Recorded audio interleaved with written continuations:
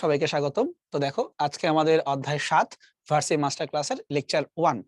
এই অধ্যায়ে টোটাল আমাদের দুইটা পার্ট আছে বা দুইটা লেকচার আছে, লেকচার 1 আর লেকচার 2। তোমরা জানো যে শর্ট সিলেবাস হওয়ার কারণে এখানে কিন্তু আমাদের সম্পূর্ণ অধ্যায়টা পড়ার কথা না, আমরা শুধুমাত্র সলিডের পার্টটা পড়বো, মানে যেখানে তোমার কঠিন বস্তুর বিভিন্ন ব্যাপার স্যাপার সেগুলো। এখানে কোনো পানি বা গ্যাস এই কন্টেন্ট গুলো আসবে না, শুধুমাত্র কঠিন পদার্থের মধ্যে যা কিছু হয় সেগুলো। এখন যা কিছু আছে বলতে মোটামুটি আমাদের এখানে দেখো টোটাল টাইপ বা টপিক তুমি যেটাই বলো আছে হচ্ছে 7টা। কিছু কিছু চ্যাপ্টারে হয়তো বা আমরা দেখে আসছি যেখানে মোটামুটি প্রত্যেকটাই 3 স্টার 3 স্টার এই লেভেলে হয়, কিন্তু এই চ্যাপ্টারে 3 স্টার মাত্র একটা জায়গায়, এখানে একটা মাত্র জায়গা 3 স্টার, মানে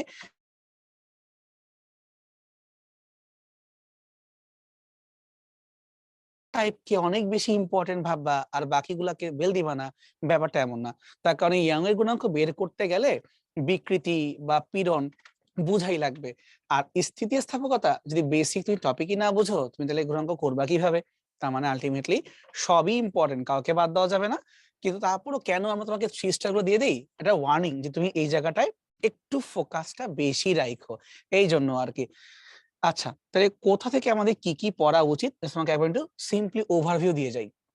স্থিতিস্থাপকতা এই জিনিসটা হচ্ছে আসলে যে কোনো ম্যাটেরিয়াল তার যে শেপটা রিটেইন করতে চায়, এই কথা মানে হইলো সে যেরকম সে সেরকমই থাকতে চায়। এই বৈশিষ্ট্যটি হচ্ছে ম্যাটেরিয়ালের জন্য স্থিতিস্থাপকতা। বা আরেকটু ক্লিয়ার করে বলা উচিত সেটা হচ্ছে, যদি কোনো বস্তুর উপরে যে তুমি বাহ্যিকভাবে একটা বল প্রয়োগ করতেছো, এক্সটার্নাল ফোর্স, যদি এইটাকে আমরা উইথড্র করি, আর আমি তো এতগুলা কারণ ইংলিশ টার্ম বলতেছি, তার কারণ চিন্তা করতে সুবিধা হবে। এক্সটার্নাল ফোর্সকে উইথড্র করলে বা বাহ্যিক বলকে অপসারণ করলে সে যদি তার আগের অবস্থায় ব্যাক যেতে চায়, তখন সেই ব্যাপারটাকে বলি আমরা স্থিতিস্থাপকতা, অর্থাৎ ওই ম্যাটেরিয়ালের নিজের বৈশিষ্ট্য হচ্ছে এটা। যেমন ধরা যাক, যদি আমরা সোফার কথা বলি, সোফায় তুমি বসে পড়ো, সোফা একটু ডেবে যায়, তুমি যদি উঠে যাও তখন সোফা আবার আগের জায়গায় ফেরত আসে বা আসতে চায়। এই যে প্রবণতা, এই জিনিসটাই হচ্ছে আমাদের স্থিতিস্থাপকতা। কেউ ধরো নতুন নতুন সোফায় মাত্র বসছো, উঠে গেছো, সাথে সাথে আগের জায়গায় চলে আসছে। কিন্তু দিনের পর দিন, 3-4 মাস বা ধরো বছরখানেক, ধরো বছরখানেক পরে তুমি সোফায় বসলে সোফা ডেবে তো যায়, কিন্তু যখন উঠে যাবা, বলটাকে অপসারণ করবা, তখন দেখবা সোফা ঠিক আগের মতো উঠে আসতে পারে না, একটু নিচে থেকে যায়, একটু ডেবে যায়। এই যে ডেবে যাওয়া বা উঠে আসতে না পারা, এটা হচ্ছে সিম্পলি টায়ার্ডনেস, এটাকে বলা হয় স্থিতিস্থাপকতার ক্লান্তি। এই যে বলি না, আমাদের জামা কাপড় ইলাস্টিক, টানলে বড় হয়, ছাড়লে আগের জায়গায় যায়, মেন কথা আগের জায়গায় যাওয়ার টেন্ডেন্সি।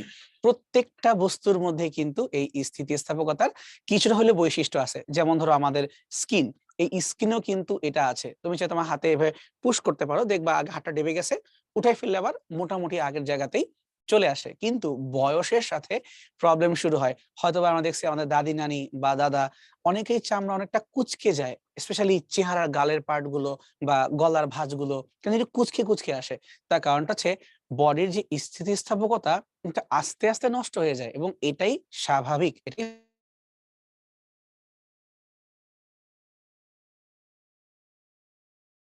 আমরা এখন আসি বিকৃতি আর পীড়ন বিষয়টা নিয়ে। বিকৃতি কথা মানে কি? চেঞ্জ, বিকৃত হয়ে যাওয়া। যেমন ধরো একটা ফুটবলের কথাই চিন্তা করো, বল প্রয়োগ করলে কি একটু ভিতর দিকে ডেবে যায়, হালকা চেপে যায়, আর বল সরাই দিলে সে আবার আগের জায়গায় যাওয়ার হয়তো চেষ্টা করবে, এটা পরে কথা। কিন্তু যে চেপে গেল, বিকৃত হয়ে গেল, চেঞ্জ আসলো, এই ব্যাপারটাকে আমি বলছি বিকৃতি। বিকৃতি কিন্তু 3 ভাবে তোমার ভাবার দরকার আছে। কেন 3 ভাবে বললাম? অর্থাৎ তুমি জিনিসটাকে একমাত্রিক ভাবে ভাবতে পারো, দ্বিমাত্রিক ভাবে ভাবতে পারো, আবার তুমি চাইলে ত্রিমাত্রিক ভাবেও কিন্তু ভাবতে পারো। মানে যে কোনো যে চেঞ্জ আসবে সেটাকে আমরা কয় মাত্রায় দেখতে চাই, সেই ব্যাপারটা হচ্ছে আমাদের এখানে বিকৃতির টপিক। এখন তুমি বল দিলে যদি বিকৃতি না হয়, তার মানে কি ওর কোনো চেঞ্জই হয় না? এমনটা কিন্তু আসলে সম্ভব না। প্রত্যেকটা বস্তুরই কিছু না কিছু চেঞ্জ আসে, কিন্তু পার্থক্যটা হইলো আমরা চোখে দেখি বা দেখি না। আরেকটু ক্লিয়ার করে বলি, আমাদের চোখের দেখা তো রেঞ্জ আছে,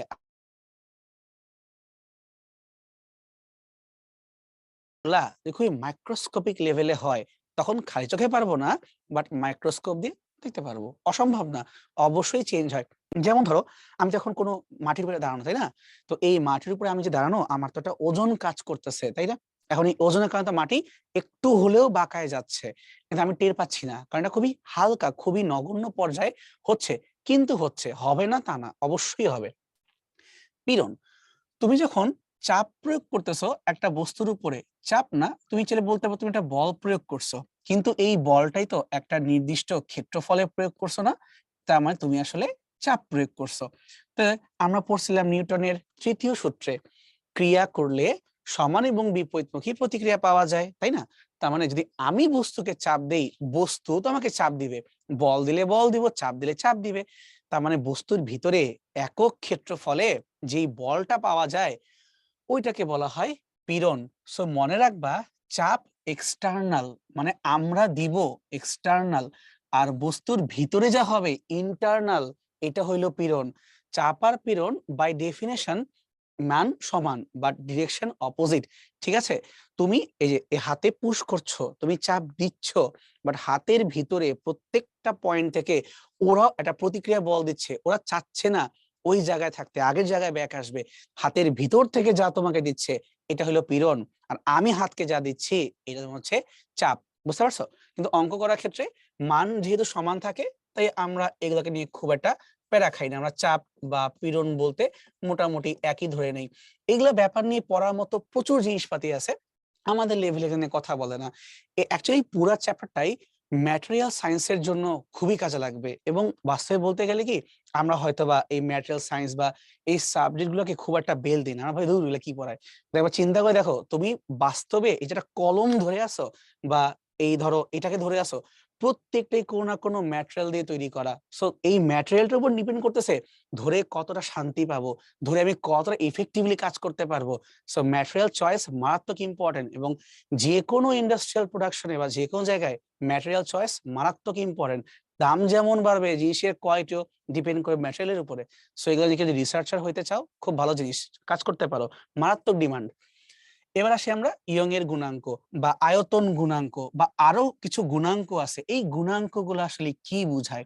এই ব্যাপারটা হচ্ছে, তুমি চাপ দিচ্ছ, তুমি পীড়ন দিচ্ছ, দিলে ওটা চেঞ্জ আসতেছে, বিকৃতি হচ্ছে, কতটুকু বিকৃতি হবে। যেমন ধরো, তুমি যদি একটা মানুষের চামড়ায় বল প্রয়োগ করো, বেশ ভালো পরিমাণের বিকৃতি হয়। একটা ফুটবলে কিক করো, একটু বিকৃতি হয়। তুমি এখন যে দেয়ালে ঘুষি মারো, দেখো কেমন বিকৃতি হয়। সব জায়গায় সেম ঘটনা ঘটবে না, তো এক একটা ম্যাটেরিয়ালে একই রকম পীড়ন দিলেও একই রকম বিকৃতি হবে, আশা কেন করো?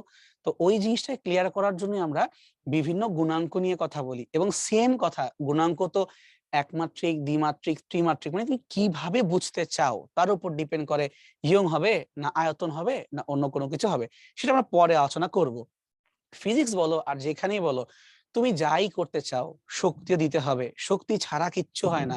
ইউনিভার্সের total energy constant and conserve, নষ্ট হয় না, রূপান্তরিত হয়। তার মানে অবশ্যই এখানে কিছু কাজ তো হবে, তাহলে আমরা এই কাজগুলোকে বের করার চেষ্টা করব। অনেকে আবার এটাকে স্প্রিং বল দ্বারা কৃত কাজ এভাবেও চিন্তা করে, দোষ নাই, কারণ আসলে স্প্রিংটা আমাদের মাথায় কেন আসে? ইলাস্টিসিটি, আমরা কিন্তু অ্যাকচুয়ালি স্প্রিং দিয়েই চিনছি ইলাস্টিসিটি, স্প্রিংকে ধাক্কা মারলে আগের জায়গায় আসে, টাইনে বড় করলে আগের জায়গায় যায়, মানে আমরা স্প্রিং দিয়ে এটা খুব তাড়াতাড়ি ফিল করতে পারি। তো দোষ নাই, একই কথা, কারণ স্প্রিং এর বৈশিষ্ট্যই আসলে ইলাস্টিসিটি।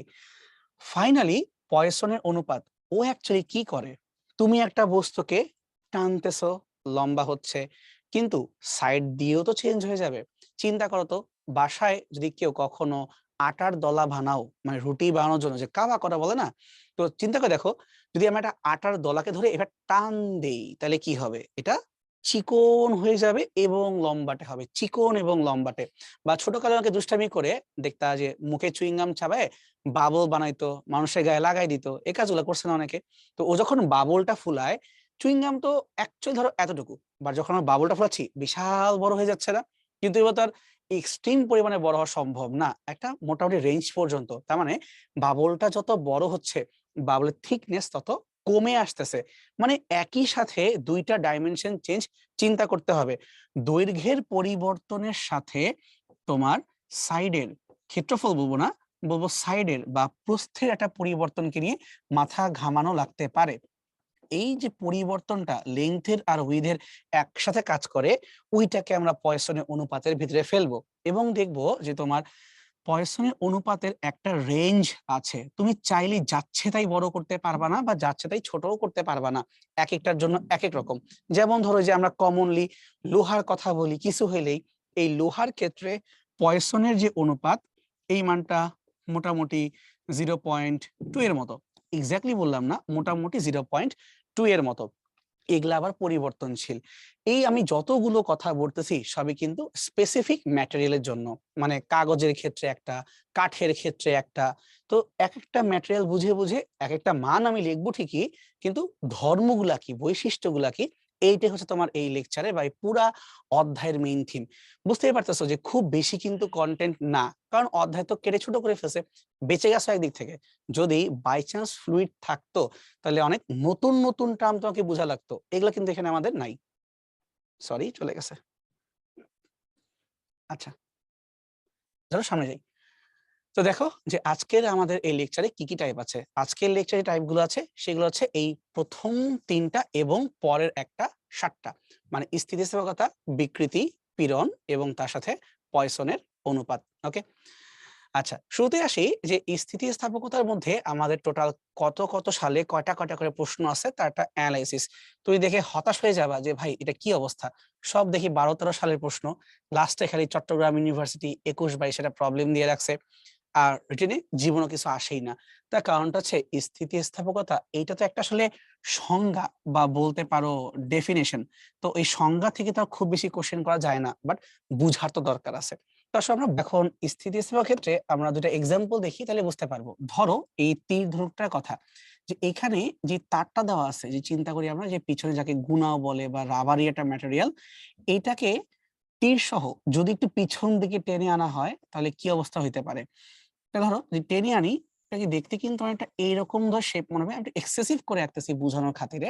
তাহলে আমাদের এই তীরের যে পিছন সাইডটা, এটা এখন এখান থেকে, যে এখন এখানে আছে, পিছায় চলে আসবে এই পর্যন্ত। কিন্তু এই পর্যন্ত কেন আসলো? তার কারণ আমরা নিজেরা এটাকে পিছন দিকে একটা বাহ্যিক বল প্রয়োগ করে টেনে আনছি, যাকে বলতে পারি আমরা FEXT, এটা এক্সটার্নাল ফোর্স দিলাম।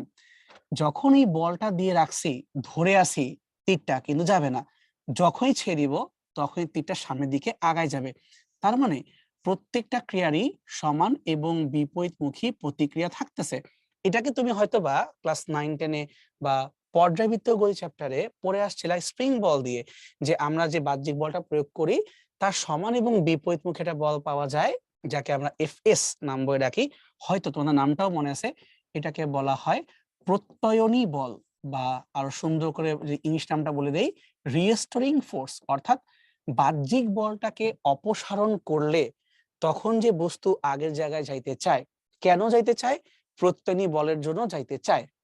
আর এই প্রত্যয়নী বলের জন্য যেতে চায় সেই ধর্মটাকে বলতেছি আমরা ইলাস্টিসিটি অথবা স্থিতি স্থাপকতা। তাহলে প্রবণতার নামটা হচ্ছে ইলাস্টিসিটি। সবসময় তোমার শুধুমাত্র স্প্রিং এই থাকতে হবে এমন তো কোনো কথা নাই। এ দেখো যেমন এখানে দেখতে পারলাম। এবং আরেকটা ব্যাপার এখানে চিন্তা করো, তুমি এটাকে যত বেশি ডানে টেনে আনবা, মানে যত বেশি ডিসপ্লেস করবা বা বিস্তার তুমি যত বাড়ায় দিচ্ছ বাহ্যিক বল প্রয়োগ করার কারণে, এই তীরটা কিন্তু ততই বেশি বেগ নিয়ে সামনের দিকে আগায় যাবে। সোজা হিসাব, যা আমি বল প্রয়োগ করব তাইতে আমি ব্যাক পাবো, কিন্তু এই বল দুইটার দিক অবশ্যই বিপরীতমুখী কিন্তু সমান হইতে হবে। এই ধরনের ঘটনা আমরা কিন্তু সরল ছন্দিত স্পন্দনে পড়ে আসছিলাম। ত্বরণ সরণের সমানুপাতিক কিন্তু বিপরীতমুখী, এবং তার কারণটা এই বাহ্যিক বল এবং প্রত্যয়নী বলের জন্যই ছিল। মনে রাখতে হবে এই বলগুলা কোন টাইপের বল। এই বলগুলা অবশ্যই হচ্ছে সংরক্ষণশীল বল। যদি সংরক্ষণশীল বল নাই হইতো, অসংরক্ষণশীল হইতো, যেমন ধরো আমরা ঘর্ষণ বলের কথা যদি বলি, তাহলে কিন্তু ও আগের জায়গায় ব্যাক আসতে পারতো না। মনে রাখতে হবে সংরক্ষণশীল, এই জন্যই তো আগের জায়গায় ব্যাক আসতে পারে। কিন্তু ঘর্ষণের ক্ষেত্রে কি হয়, আমরা যখন ঘর্ষণ ডানে যাই আর বামে যেই দিকে যাই, ও তো আমাদেরকে লস করায় দেয়। তার মানে আমরা যখন সরল স্পন্দন নিয়ে কথা বলি, এখানে কিন্তু আমরা কোনো ঘর্ষণ নিয়ে কথা বলি না। তার মানে এটাকেও কিন্তু আমরা সংরক্ষণশীল বা সিম্পলি কনজারভেটিভ ফোর্স ধরে নিয়েই সামনে আগাই। এটা কিন্তু মাথায় রাখতে হবে, তাই না? সেম একই ঘটনা আমরা কিন্তু স্প্রিং এর জন্য আগে থেকেই দেখে আসছি। জাস্ট একবার একটা রিমাইন্ডার দিয়ে দিই। এটা হলো স্প্রিংটাকে তুমি এই নিচে যেই পরিমাণে সংকোচন করতেছো বা টেনে উপরে তুমি লম্বা করে দিচ্ছ, এই বাহ্যিক বলটা হচ্ছে আমাদের এফ এক্সটার্নাল ফোর্স। বলের দিক যেই দিকে হবে, প্রত্যয়নী বলের দিক অবশ্যই উল্টা পাশে হবে, অর্থাৎ স্প্রিং এর ভিতরে বল কাজ করবে এই দিকে, যে পুশ করে ওকে আবার উপর দিকে উঠাই দিবে। পরস্পরের সমান, সমানুপাতিক কিন্তু বিপরীতমুখী। কথাগুলো বুঝতে পারছি আমরা? তো তোমরা যদি চাও এরকম কিছু অ্যানিমেশন চাইলে গুগলে যে সার্চ করতে পারো, দেখতে পারবা যে মুভমেন্টটা এক্স্যাক্টলি কিভাবে হয়। আর এই টাইপের বিহেভিয়ার যে কোনো ম্যাটেরিয়ালের মধ্যেই থাকে। তো চাইলে আজ আমরা এরকম বিহেভিয়ার কি স্প্রিং ফোর্স বা সিম্পলি কনজারভেটিভ ফোর্স এইভাবে ব্যাখ্যা চাইলে করতে পারি। ওকে, তো সামনে আগানো যাক। এখন দেখো তোমাদেরকে আরো কয়েকটা এখানে এক্সাম্পল দেওয়া আছে। সেটা হচ্ছে একটা বস্তুকে স্প্রিং দ্বারা দেয়ালের সাথে আবদ্ধ করে রাখা আছে এবং এখন কিন্তু এটা স্ট্যাটিক অবস্থায় আছে। স্ট্যাটিক মানে কোনো নড়াচড়া নাই, স্থির অবস্থায় আছে। তুমি যদি চাও এটা মুভমেন্ট করুক, কি করতে পারো? তুমি এটাকে একটু টেনে মানে স্ট্রেচ করেও ছাড়তে পারো, অথবা একটু চাপা দিয়ে কম্প্রেস করেও ছাড়তে পারো। হইলে কি হবে একটু চিন্তা করো। হইলে যে ঘটনা ঘটবে সেটা হচ্ছে এরকম, যদি আমরা একটা আগের বাউন্ডারি চিন্তা করি এইভাবে, এই বস্তুটার ভর কেন্দ্র এখানে আছে, এই জায়গাটাকে ধরে আমরা একটা সুন্দর রেখা আগে কল্পনা করার চেষ্টা করতে পারি। অর্থাৎ সাম্যাবস্থানকে আমরা চাইলে এইভাবে আগে ড্রয়িং করে নিতে পারি, আঁকলাম। এটা সাম্যাবস্থান, যেখানে ও নড়াচড়া করে না, সেই জায়গাটা বলতেছি আমরা সাম্যাবস্থান। এখন ধরো এই সাম্যাবস্থান থেকে যদি আমরা একটু সামনের দিকে আগায় যাই, এখানে এই যে একটু টেনে আগায় দিব, তো ধরলাম তুমি যতটুকু সামনে টানছো এটা হচ্ছে আমাদের জন্য এক্স পরিমাণ, অথবা এই বিন্দুটাকেই যতটুকু তুমি কম্প্রেস করলো, ধরলাম এই দিকে, এটাকেও তুমি চাইলে এক্স দিয়ে লিখতে পারো। কারণ কি, সাম্যাবস্থান থেকে যেই দিকেই তুমি সরে যাও তোমার তো বিস্তার ঘটতেছে। এই এক্স এর মানটা যতটাই বেশি হবে, ছাড়ার সাথে সাথে এটার মুভমেন্টটাও ততটাই ফাস্ট হবে। তার কারণটা সোজাই যে তুমি যে বলটা দিবা, বলটা নষ্ট হবে না, এটা সংরক্ষণশীল বল। তো তার একটা বিপরীতমুখী বল এসে ওকে মুভ করানো শুরু করবে। সেম এক্সাম্পল চাইলে আমরা একটা নর্মাল রাবার ব্যান্ডকে দিয়েও চিন্তা করতে পারি। তুমি যখন এটাকে দুইটা হাত দিয়ে টেনে এভাবে প্রসারিত করতেছ, যখনই প্রসারিত করার পরে এই যে এই বলটা কিন্তু হচ্ছে এক্সটার্নাল বল, বা বলতে পারি আমরা বাহ্যিক বল, বা ভাবতে পারো ডান দিকে যে হাত, এটা কিন্তু একটা বাহ্যিক বল প্রয়োগ করলো। এই বাহ্যিক বলটা ইনস্ট্যান্ট এই স্প্রিং এর ভিতরে বাম দিকে উল্টা পাশে কিন্তু ক্রিয়ারত। তো যদি এবার এই বাহ্যিক বলটাকে আমরা অপসারণ করে দেই, অবশ্যই অপসারণ করতে হবে, নাইলে হবে না। অপসারণ করে দিলে এবার তুমি দেখো কি হচ্ছে, সাথে সাথে এই ব্যান্ডটা আবারও আগের চেহারায় ব্যাক করার চেষ্টা করলো। তার কারণ কি, এই দিকটা হচ্ছে তোমার প্রত্যয়নী বলের ক্রিয়া করার দিক। আশা করি বুঝতে পারছি। সো হচ্ছে আনস্ট্রেচ বা স্ট্যাটিক, এটা স্ট্রেসড, আর এটা হচ্ছে আবারও আনস্ট্রেসড, ওই জায়গায় ব্যাক আসার চেষ্টা করলো। শুধু যে এইভাবে কাজ করে তাই না, তুমি যদি আবার অন্য কোনো ম্যাটেরিয়াল, একটা ধাতব পাতের কথা চিন্তা করো, ধরলাম এটা একটু দুর্বল ধাতব পাত, অথবা তুমি এটাকেও চাইলে বলতে পারো রাবারই একটা ম্যাটেরিয়াল, এটাকে নিয়ে দুই হাতের মাধ্যমে দুই দিক থেকে পুশ করতেছো। তার মানে তোমার প্রয়োগকৃত বলটা হচ্ছে এই ম্যাটেরিয়ালের ভিতরে এই দিকে, এই ম্যাটেরিয়ালের ভিতরে এই দিকে। এটা হচ্ছে আমাদের বাহ্যিক বল বা এফ এক্সটার্নাল। এবং এটা ফলাফলটা কি? ফলাফলটা হচ্ছে এই বস্তুটার শেপ চেঞ্জ হয়ে গেছে, কিন্তু ঠিক একই মোমেন্টে এই বস্তু কি চাচ্ছে, এই বস্তু কিন্তু তোমার বলে, সরি তোমার হাতের দিকে এইভাবে একটা বল প্রয়োগ করতেছে। এটা হচ্ছে প্রত্যয়নী বল। তো আলটিমেটলি এই বলটা যদি কাজ করতে দাও, অর্থাৎ তুই যদি তোমার হাতের বলটাকে অপসারণ করে দাও, এই প্রত্যেকটি বলটাই ওকে আগের জায়গায় আবার ব্যাক আনাই দিবে। আমাদের উদ্দেশ্য এটাই ছিল তোমাকে বোঝানো যে কিভাবে আসলে প্রত্যয়নী বল, বাহ্যিক বল এগুলা কাজ করে, কিন্তু সকল ক্ষেত্রে একটা কমন শর্ত, অপসারণ করতে হবে। অপসারণ না করলে পারা যাবে না বা এই ঘটনা ঘটবে না। ঠিক আছে? সো অপসারণ হতে হবে। ডান, সামনে যাই এখন। কিছু এমসিকিউ সলভ করি আমরা। তাপমাত্রা বৃদ্ধি পেলে ইস্পাতের স্থিতিস্থাপক গুণাঙ্ক কি হয়? নরমালি তাপমাত্রার সাথে স্থিতিস্থাপক গুণাঙ্কের কোনো কানেকশন নাই, কিন্তু হ্যাঁ কিছু ম্যাটেরিয়াল আছে যেগুলো সমস্যা হয়। যেমন ধরো ইস্পাতের সাথে যদি আমরা নিকেলকে অ্যাড করি Fe+Ni, তখন একে বলা হয় ইনভার। এই টাইপের যেগুলা ম্যাটেরিয়াল মানে কম্পাউন্ড ম্যাটেরিয়াল, অথবা বলতে পারো যৌগিক, মৌলিক না, তাদের ক্ষেত্রে কিন্তু সমস্যা আছে। তাহলে এর কিন্তু ইয়ং এর গুণাঙ্ক চেঞ্জ হয়। তো লিখলাম যে এটার ওয়াই চেঞ্জ হয়, এটা ওয়াই চেঞ্জেস, বাট নর্মালি ইস্পাতে চা চেঞ্জ হয় না। স্থিতিস্থাপক বলের ধরনটা কি হবে? এটা অবশ্যই সংরক্ষণশীল বল হইতে হবে। একটু কি বুঝাইছি যে সংরক্ষণশীল নাই হইতো তাহলে আগে জায়গায় আসতোই না, এটা মাস সংরক্ষণশীল বল হইতে হবে। আচ্ছা, এখন যে আমরা বিকৃতির কাছে, তো দেখো এখান থেকেও কিন্তু মাত্র একটা বছরের কোশ্চেন ডাটা আমাদের কাছে আছে, আর কিচ্ছু নাই।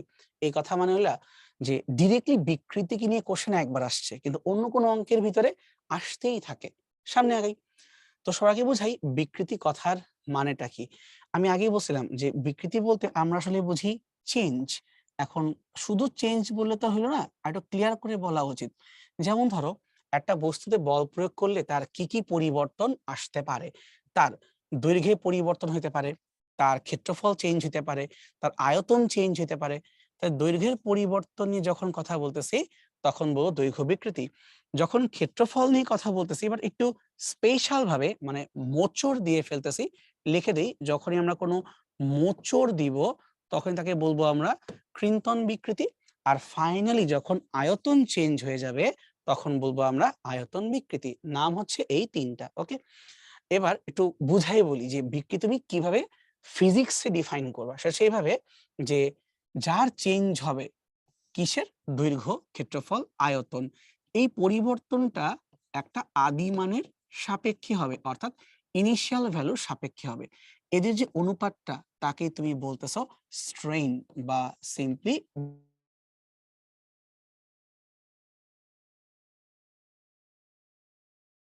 নাই। এই জন্য আমি আগে থেকেই এই টার্মগুলো পাশে লিখে দিচ্ছি, তুমি গুগলে সার্চ করে বুঝতে পারো।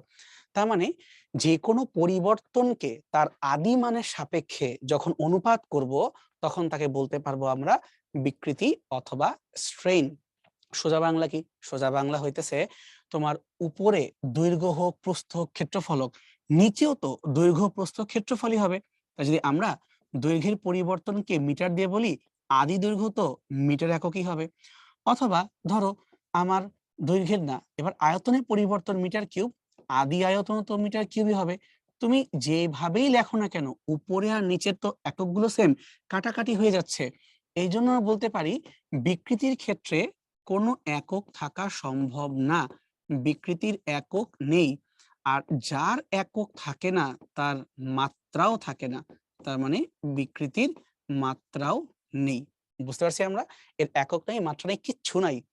ফাইন, এখন লেখি কি দিয়ে? লেখার নিয়মটা হচ্ছে এইভাবে যে যখন কোনো পরিবর্তন হয় আমরা ছোট হাতে লিখি, দৈর্ঘ্যের পরিবর্তন ছোট হাতের এল, আদি দৈর্ঘ্য বড় হাতের এল। ঠিক একইভাবে আয়তন বিকৃতি পরিবর্তন ছোট্ট হাতের ভি, আর আদি আয়তন বড় হাতের ভি, বা বোঝানোর জন্য ভি নট। কিন্তু মোচড়ের কথা যখন উঠে ক্ষেত্রফলের চেঞ্জ দিয়ে চিন্তা করা যায়, কিন্তু ব্যাপারটাকে আমরা অ্যাঙ্গেল দিয়ে প্রকাশ করি। তখন দেখো দুইটা তলের মধ্যে আপেক্ষিক সরণকে তলদ্বয়ের দূরত্ব দিয়ে ভাগ দেওয়া হয়। এই লেখাটা কেমন যেন, বাট ঠিক আছে আমরা একটু পরে আরো ক্লিয়ার করে দেখবো এই কথাটার মানে কি।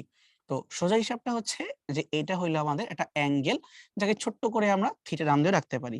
মেইন কাহিনী হইলো এইখানে যে এই থিটা বা ট্যান থিটা, এইটার একক ভুলেও ডিগ্রি হওয়া যাবে না, এটার একক অবশ্যই রেডিয়ান হইতে হবে। এটা মনে রাখবো, ঠিক আছে? তাহলেই হবে।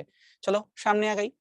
তোমাদেরকে এখন দৈর্ঘ্য বিকৃতির এই টপিকটা বুঝাই দিই যে কিভাবে আমাদের লেংথের চেঞ্জ আসে দৈর্ঘ্যের ক্ষেত্রে, দৈর্ঘ্যের বিকৃতি। এখানে চিত্র দেখে তোমরা নিজেরাই বুঝতে পারার কথা, আমাদের একটা বড় এল দৈর্ঘ্যের বস্তু দেওয়া আছে, আদি দৈর্ঘ্য তাহলে হচ্ছে আমাদের বড় হাতের এল। যদি এই তারের শেষ প্রান্তে বা মুক্ত প্রান্তে আমরা একটা বস্তুকে ঝুলাই দেই, যেমন ধরে নিতেছি যে বস্তুকে ঝুলানো হচ্ছে তার ভরটা হচ্ছে এম, তখন কি হবে? সেই বস্তুর যে ওজন এটা কাজ করবে খাড়া নিচের দিকে, কারণ পৃথিবীর আকর্ষণ করবে, এটাই খুব স্বাভাবিক। তাহলে পৃথিবীর এই আকর্ষণের কারণে একটা এমজি পরিমাণের বল কাজ করবে নিচে। এই বাহ্যিক বলটাই তারের ভিতর দিয়ে বা তারের বডির ভিতর দিয়ে কোন দিয়ে কাজ করবে? তারের বডির ভিতর দিয়ে এইভাবে উপর দিয়ে কাজ করবে। সো বেসিক্যালি এই এমজিটাই কিন্তু এফ বল আকারে তারের উপরে ক্রিয়াশীল হয়ে যাবে। এটা আমরা বুঝতে পারছি। ফলাফলটা কি? ফলাফলটা হচ্ছে এই তারের আদি দৈর্ঘ্যটা যেখানে ছিল, এই যে এই জায়গাতে ছিল, সেখান থেকে তারের মাথা নেমে আসছে এই জায়গা পর্যন্ত। যতটুকু নিচে নেমে গেল বা দৈর্ঘ্যের পরিবর্তন হইল সেটা হচ্ছে আমাদের জন্য ছোট্ট হাতের এল। আর চিত্র মতে এই ছোট্ট হাতের এলটাকে ডেল্টা এল দিয়ে লেখা আছে।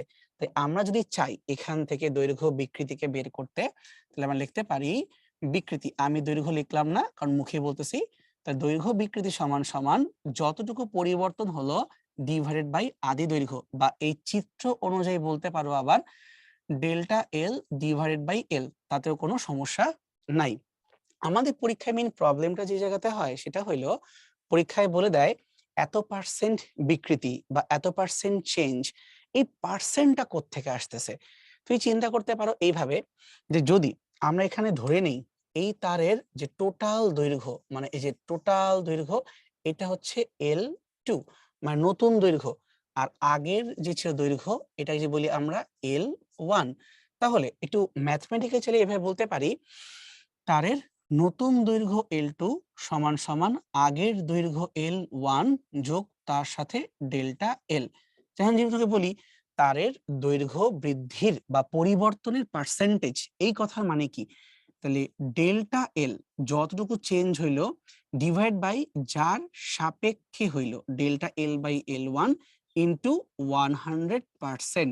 কিন্তু এটাকেই যদি আমি সুন্দর করে লিখতে যাই তাহলে খেয়াল করে দেখো তো, ডেল্টা এল কে তো আসলে আমরা পরিবর্তন ছোট এল বলি, আর L1 কে তো আমরা আদি দৈর্ঘ্য এল বলি, তার মানে এটাকে আসলে বিকৃতি নিজেই না, ইন্টু 100%।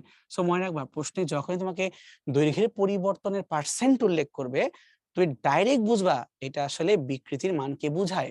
যেমন ধরো যদি বলি 5%, তাহলে এই 5% ডিরেক্টলি কাকে বোঝাচ্ছে, এই জায়গাটাকে বোঝাচ্ছে, কিন্তু এই জায়গায় ভ্যালুটা কি হবে 5 ডিভাইডেড বাই 100, তাহলে 0.05 ইকুয়াল টু হচ্ছে এল ডিভাইড বাই এল, অর্থাৎ বিকৃতির মানটা হবে 0.05 এবং কোনো একক হবে না, কারণ একক তো হওয়া সম্ভবই না, উপর নিচে সেম জিনিস কাটাকাটি হয়ে গেছে, শেষ। বুঝতে পারছি আমরা, সামনে আগাই।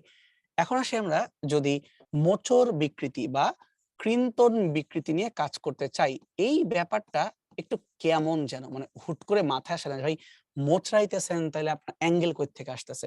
এটা বোঝার জন্য আমি তোমাকে আগে একটা অন্য এক্সাম্পল দিই। ধরো যদি আমরা আমাদের বাসার মোটা কোনো বইয়ের কথা বলি, বা ধরো ডিকশনারি আমার দেখার কথা, তো বইগুলো কিরকম হয়, নর্মালি একটা রেক্টেঙ্গেল টাইপের হয়, তাই না? এখন যদি আমরা এই মোটা বইটাকে একদম উপরে এই লেয়ারে একটা ধাক্কা দিই, মানে সিম্পলি যে বলি একটা বল প্রয়োগ করি, এফ বল প্রয়োগ করি, তখন কি হবে, তখন এই উপরের যে লেয়ারটা এটা কিন্তু একটু ডান দিকে সরে যাওয়ার চেষ্টা করবে। অর্থাৎ এমনটা ঘটনা ঘটার কথা, বল প্রয়োগ করার কারণে বইটা আলটিমেটলি একটু বল প্রয়োগের দিকে এইভাবে কিন্তু বাঁকায়ে যাবে। তো বইটা যে বাঁকায়ে গেল এটাকে সুন্দর করে বলতে চাও এভাবে বলতে পারো, এই নিচের লেয়ারের সাপেক্ষে উপরের লেয়ার একটু ডান দিকে সরে গেছে, ডান বা বাম এটা বললেই হইলো। তার মানে দুইটা লেয়ারের মধ্যে একটা আপেক্ষিক সরণ পাওয়া গেল। এই আপেক্ষিক সরণটাকে তুমি যে চাও কিভাবে দেখতে পারবা, আদি যে অবস্থান সেই জায়গাটাকে মার্ক করো এই যে এইভাবে, তাহলে বিন্দুটা এখানে থাকা ছিল, এই বিন্দু এখন সরে গেছে এই জায়গাতে, এই যে এই জায়গাতে চলে আসছে। সো এতটুকু সরে যাওয়া এটাকে বলতে পারি আমরা আপেক্ষিক সরণ।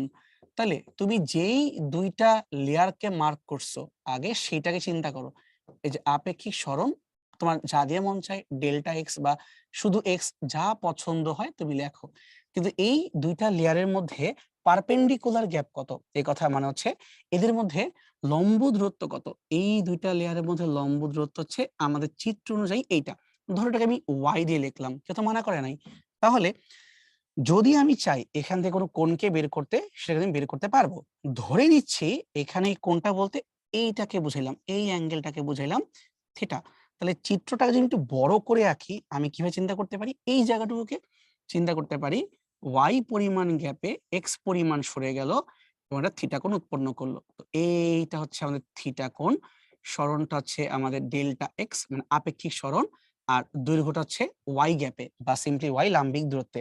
তাই চিত্র হতে আমরা দাবি করতে পারি ট্যান থিটা সমান সমান লম্ব ডিভাইডেড বাই ভূমি। হ্যাঁ, যদিও y বলতে লম্ব বুঝি, বাট চিত্রে খেয়াল করো এখন তো মুখের সামনে লম্ব হচ্ছে ডেল্টা এক্স আর ভূমি হচ্ছে y, তার ট্যান থিটা সমান সমান delta X divided by y। ঘরে বুঝতে পারছি?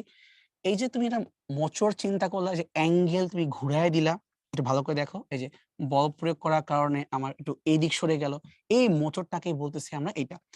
যেহেতু থিটা মানটা অনেক ছোট হয়, তাই বলতে পারি ট্যান থিটা মানেই থিটা, এই কথার মানে হচ্ছে ডেল্টা এক্স ওভার ওয়াই, কিন্তু এটা অবশ্যই হবে রেডিয়ান এককে, এটা কিন্তু ডিগ্রি এককে লেখা যাবে না। তো এইটাই কিন্তু আমরা এখন এখানে চিত্রের মধ্যে বোঝানোর চেষ্টা করতেছি। তোমার যেটা বই হইতে হবে এমন তো কোনো কথা নাই। এখানে আমরা একটা নর্মাল সিলিন্ডার শেপের বস্তু চিন্তা করলাম, এবং মনে রাখবা এই সিলিন্ডার শেপের বস্তু বা যে কোনো বস্তু কিন্তু মাটির সাথে ফিক্স করে আটকায় রাখা আছে। তারপরে তুমি এখানে একটা বল প্রয়োগ করলা, এই বরাবর বল প্রয়োগ করলা। এই বলটা যে প্রয়োগ করতেছো তুমি কিন্তু একটা এরিয়াতে প্রয়োগ করতেছো। চিন্তা করে দেখো তো, এই যে এই সিলিন্ডারের উপরের এরিয়াতে বল প্রয়োগ করতেছো না? তো কোথায় বল প্রয়োগ করলা এটাকে তার ইম্পর্টেন্ট ফ্যাক্টর, এটা আমরা আসতেছি একটু পরেই।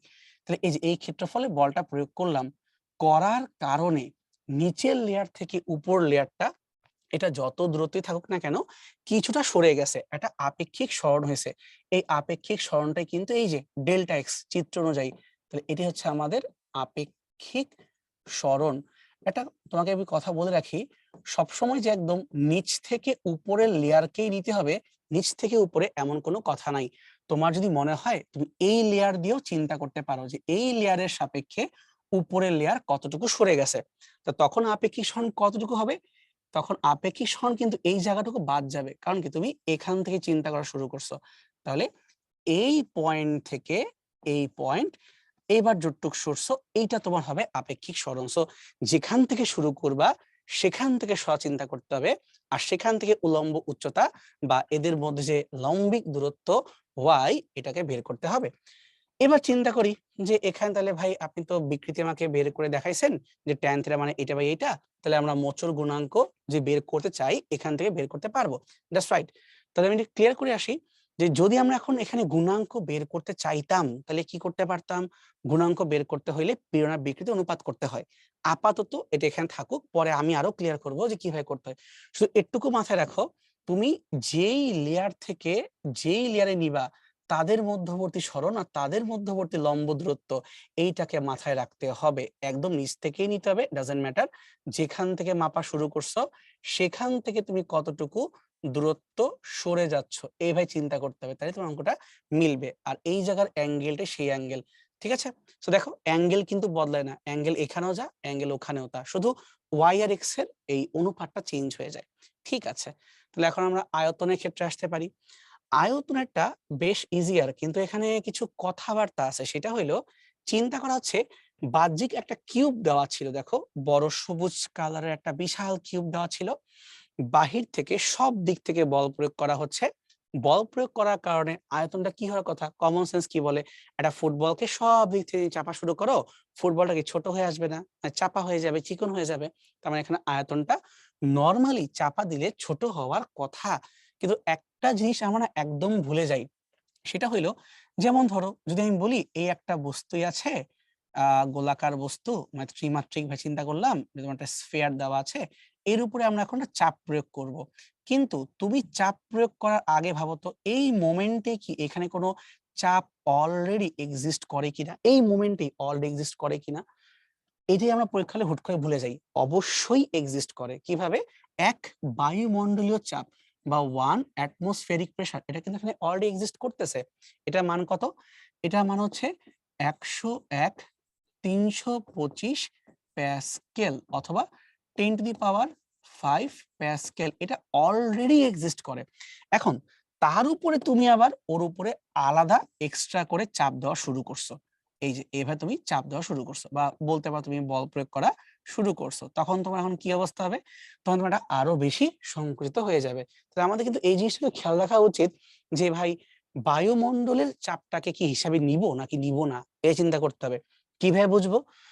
যদি এই বস্তুটাকে আমরা, এখন কোথায় আছে, এখন এটা বাতাসে আছে, বাতাস থেকে বলি চলো একে আমরা পানির মধ্যে চুবাবো, তাহলে পানির মধ্যে গেলে কি হবে, এটা কিন্তু একটু সংকুচিত হয়ে আসবে। হ্যাঁ, আমরা ধরে নিলাম যে যেহেতু সব দিক থেকে চাপটা সমানই পাবো, তাই সব দিক থেকে এটা সুন্দর সংকুচিত হয়ে এখনো একটা সুন্দর গোলক আকৃতি থাকবে। বাট প্রবলেমটা হইলো তুমি যখন ওয়াটার বা পানির মাধ্যমে যাচ্ছ তখন এর উপর চাপটা আরো বেড়ে গেছে। তো এখন কম্পেয়ার করি এয়ার আর ওয়াটারের মধ্যে। তাহলে এয়ারে যখন ছিলাম তখন এখানকার ইনিশিয়াল প্রেসার শুধুমাত্র বায়ুমণ্ডলীয় চাপ ছিল, তাই না? আর কিন্তু কিছু ছিল না। যদি পানিতে গেছো তখন কিন্তু পানিও সব দিক থেকে সমানভাবে চাপ দিবে। এটা আমরা ক্লাস 9-10 এ পড়ছিলাম, একটু মনে করে দেখো যে প্যাসকেলের সূত্র, আবদ্ধ তরলে বা বায়বীয় পদার্থে যে কোনো বস্তুকে রাখা হয় সর্বত্র লম্বভাবে সমপরিমাণে চাপ প্রয়োগ করে। তো ধরলাম যে পানি নিজে যে প্রেসারটা দিবে এটা হলো পি ডাব্লিউ, ও নিজে যা দিবে। কিন্তু তুমি তো আগে থেকেই ওকে কই রাখছিলা, আগে থেকে তুমি বাতাসে রাখছিলা। তার মানে বাতাসের চাপ, পানির চাপ দুইটা মিলে এখন ওর উপরে ফাইনালি নতুন একটা প্রেসার কাজ করবে না? Final pressure PF. তাহলে এখন যদি আমি এই দুইটা কেস থেকে বলি যে ভাই বলতো চাপের পার্থক্যটা কত, তখন যে ডেল্টা পি বা চাপের পার্থক্য হবে সেটা হবে শুধুমাত্র পানি দ্বারা প্রযুক্ত চাপ। এটা আমি কেন বললাম? কারণ তুমি যখন এটার ভালো অঙ্কগুলো করতে যাবা আমরা সবসময় ডিরেক্টলি নতুন চাপের মানটাকে বসাই দিই। নতুন চাপের মানটাকে বসাইতে হবে না, তোমাকে এখানে চাপের পরিবর্তন নিয়ে চিন্তা করতে হবে। কিন্তু একটু আগের বস্তুগুলোর মধ্যে এরকম চাপের কোনো ঝামেলা ছিলই না। আমি বল দিব, সরবে, এটা কিন্তু কোনো প্রবলেম ছিল না। কিন্তু চাপের ক্ষেত্রে আসলেই মানে আয়তনের ক্ষেত্রে আসলেই ঝামেলা পাকে, কারণ বায়ুমণ্ডল তো অল টাইম তোমাকে চাপ দিয়েই রাখছে, কারণ তুমি আরো বাড়াইলে ওই যে আরো বাড়লো আরো বৃদ্ধি পাইলো চেঞ্জটা, ওইটা হবে আমার অঙ্কের জন্য ডেল্টা পি। আর এখানে আমি বলি আয়তনের বিকৃতি, এটা ভাই বেশ ইজি, এটা বুঝতে আমাদের কষ্ট হওয়ার কথা না। আমার চিত্রতেই বুঝতে পারতেছি। প্রথমের এই আদি আয়তনটাকে যদি আমরা ভি নট ধরে নেই, আর পরের এই ছোট্ট আয়তনটাকে যদি আমরা ভি ওয়ান ধরে নেই, বুঝাই যাচ্ছে এটা ছোট এটা বড়। তাহলে বিকৃতি কি হবে? তাহলে বিকৃতিটা হবে আয়তনের ক্ষেত্রে যতটুকু পরিবর্তন আসলো ডিভাইড বাই আদিমান। তাহলে আদিমানটা ভি নট, এটা দিয়ে আমরা দিব ভাগ, আর পরিবর্তনটা কি এদের বিয়োগফল। কারণ অঙ্ক করার সময় আমরা তো মাইনাস মানটা চাচ্ছি না, তাই বড় মান মাইনাস ছোট মান এইভাবে লিখলাম। কারণ বিকৃতির ক্ষেত্রে প্লাস মাইনাস আমাদের লাগতেছে না, আমরা শুধুমাত্র এখানে মানটা দেখতে চাচ্ছি, দ্যাটস ওয়াই এটা হতে পারে, কোনো সমস্যা নাই। ওকে, চলো সামনে যাই। চট্টগ্রাম ইউনিভার্সিটি 2014-15 দৈর্ঘ্য বিকৃতির একক কি? চিন্তা করো, বিকৃতির কি একক থাকা সম্ভব? সম্ভবই না। তাই উত্তরটা হচ্ছে একক নেই, শেষ, একদম সিম্পল প্রবলেম। একটি বর্গাকার পাতের ক্ষেত্রফল 3 বর্গ একক। একটা কাজ করি, ড্রয়িং করে করে বোঝাই। ধরলাম এটা আমাদের একটা বর্গাকার পাত। তাহলে বর্গাকার পাতের একটা বাহুর দৈর্ঘ্য যদি হয় এ, সবগুলা বাহুর দৈর্ঘ্য এমনিতে এই হবে, জানা কথা। এখন তাহলে প্রশ্ন অনুযায়ী এই পাতের ক্ষেত্রফল দ্যাট মিন্স এ স্কোয়ার সমান সমান 3 বর্গ একক। তাহলে একটা বাহুর মান কত? √3 একক। √3 কে আমরা জানি ভাঙলে কি আসবে? √3 কে ভাঙলে আসবে 1.73। রাখলাম। এই পাতটিকে কৃন্তন বল প্রয়োগ করে, এই জায়গাতেই ঘাপলা, কৃন্তন বল আবার কি জিনিস? কৃন্তন বল প্রয়োগ করে একক দৈর্ঘ্য সরানো হলে, আচ্ছা এইটা একটু ক্লিয়ার করে বলা উচিত যে কৃন্তন বলটা কোথায় প্রয়োগ করতে হয়? সারফেসের সাথে এইভাবে টাচ করে, যে মনে আছে যে আমরা বইতে টাচ করে মানে স্পর্শক বরাবর টাচ করে বইটাকে একটু বাঁকাই ফেলছিলাম। তো কৃন্তন বল বলতে বোঝানো হয় এরকম স্পর্শক বরাবর যে বলটা প্রয়োগ করা হয়। এই যে এফ, কৃন্তন বল আমি প্রয়োগ করলাম। এবং একক দৈর্ঘ্য সরানো বলতে অ্যাকচুয়ালি বুঝাইতে চাইছে যে উপরের লেয়ারটা একক দৈর্ঘ্য সরাইছে, তাই না? মানে নিচে আগে আমরা এভাবে এটাকে সুন্দর মতো আগে স্টেবল করে নিছি, আটকায় ধরছি, ধরার পরে উপরের লেয়ারটাকে আমরা পুশ করছি। তো ধরলাম উপরের লেয়ারটা পুশ হওয়ার কারণে আমাদের এই বর্গাকার পার্টটা এইভাবে বাঁকায় গেল। আমি এক্সেসিভ করে ড্রয়িং করতেছি তোমাকে বুঝানোর জন্য, আর কিছুই না। অবশ্যই এত বেশি বাঁকাবে না, তো কমন সেন্সই বোঝা যাচ্ছে, তোমাকে বোঝানোর খাতিরে আমি এক্সেসিভ ড্রয়িং করতেছি। এই যে এইভাবে। তাহলে তুমি চিন্তা করো তো, উপরের এই যে পাতটা মানে বর্গাকার পাতের যে উপরের এই লেয়ারটা, সেটা নিচের এই লেয়ারের সাপেক্ষে কতটুকু আপেক্ষিকভাবে সরে গেছে সেটা কিন্তু আমাদেরকে প্রশ্নে বলে দিছে, 1 একক সরে গেছে। তাহলে মনে করে দেখো ছিলা তুমি এই পয়েন্টে, চলে গেলা তুমি এই পয়েন্টে। তাহলে এখন এই জায়গাতে যে যতটুকু আপেক্ষিক সরণ হয় সেটাকে কিন্তু আমরা সূত্র মতে শিখে আসছিলাম ডেল্টা এক্স। সো এই জায়গাটুকু হচ্ছে আমাদের জন্য ডেল্টা এক্স এবং ওই মানটা বলে দেওয়া 1 একক। যদি আমরা এখন এই ছবিতে অ্যাঙ্গেলটাকেও আঁকতে চাই, আমি বুঝতেই পারতেছি এই যে তুমি বাঁকায় গেছো সরে যাওয়ার কারণে এই অ্যাঙ্গেলটা তোমার হচ্ছে থিটা। ওকে, তো এখন আমাদের যা দরকার বের করতে পারবো। বলছে ক্রিন্তন বিকৃতি কত।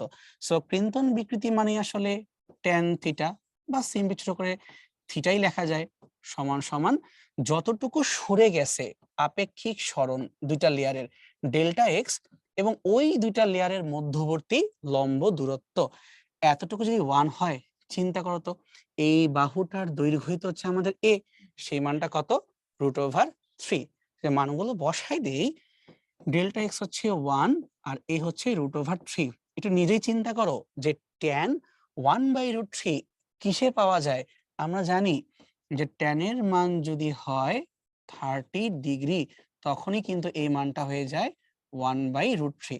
তাহলে এই জায়গাতে একটা কথা আমাদের বলা ঠিক হচ্ছে না, যেহেতু এটা মোচড়টা অনেক বড় তাহলে tan থিটা সমান সমান থিটা, আমরা এই দাবিটা করব না, আমরা শুধুমাত্র tan থিটা ইকুয়াল টু এইভাবে দাবি করতে পারবো।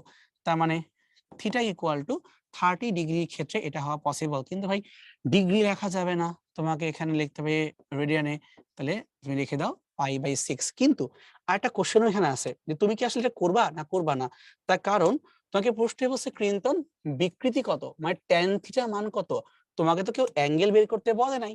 সো এই জন্য আমরা tan 30 হলে হয় জানি, কিন্তু পরীক্ষার খাতায় লিখবো না, কারণ আমাকে শুধুমাত্র বিকৃতি বের করতে বসে। এন্ড দ্যাটস ওয়াই অ্যান্সার এই জায়গাতেই শেষ হয়ে যাবে 1/√3। যদি বলে কোনো একক লিখতে, কোনো একক নাই, কারণ উপরেও তোমার দৈর্ঘ্য নিচেও তোমার দৈর্ঘ্য, বাট পুরোটাকে প্রকাশ করছি আমরা অ্যাঙ্গেলের সাপেক্ষে। কথা বুঝতে পারছি তো, উত্তরটা হচ্ছে এই জন্য এইরকম। ফাইন, তো চলো আমার সামনে আগাই। পীড়নের টাইপ এখন এখানে দেখতে পাচ্ছি মোটামুটি আমাদের কি কি কোশ্চেন গুলো আসছিল, ওই সেম একই কথা যে রাজশাহী ইউনিভার্সিটি মোটামুটি একটু লেটেস্ট বছরে কিছু কোশ্চেন দিছে, বাট বাকিদের কোনো খবর নাই এবং ওইটা নিয়ে কিছু যাচ্ছে আসছে না। এটাই বলে আসছিলাম যে পীড়ন অ্যাকচুয়ালি চাপ, কিন্তু দিকটা ভিন্ন, তাই না? তাহলে এখন আমরা এখানে ঢুকে যাই। দেখো একদম শুরুতেই একটা সুন্দর ওয়ার্ড বলেই দিছে, সেটা হচ্ছে তুমি আর যাই করো আগেই বুঝতে হবে বাহ্যিক বল এখানে ছিল, বাহ্যিক বল ছাড়া কিন্তু এটা হওয়ার কোনো কারণ নাই।